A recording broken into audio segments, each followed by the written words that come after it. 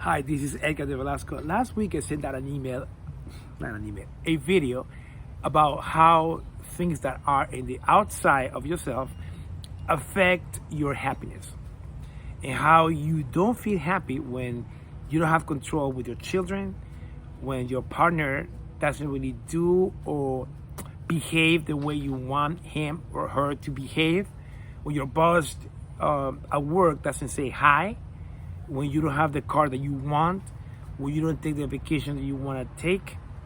All those things that are outside of yourself, if they don't go in the way you specifically want it, then you allow something that is outside from yourself to take over and not allow you to feel happy.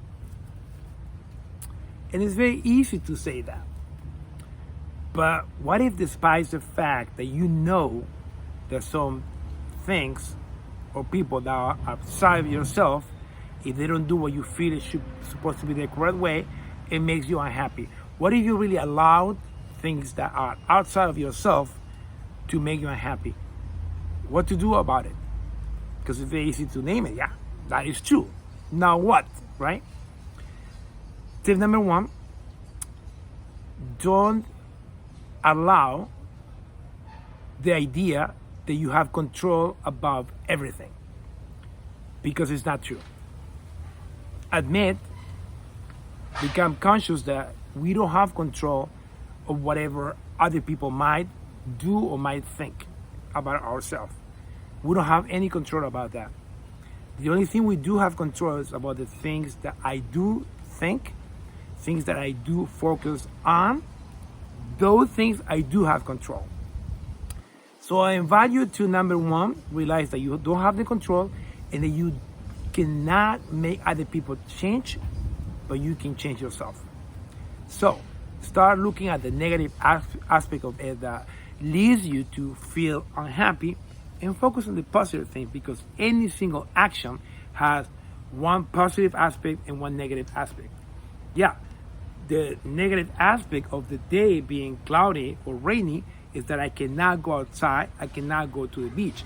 But on the other hand, the positive thing would be that I could stay home, sleep later, watch a good movie, organize and clean my bedroom, cook a nice dinner and invite friends to come over. So you can actually turn the other side of the coin and make things in your favor so you can feel happy about it.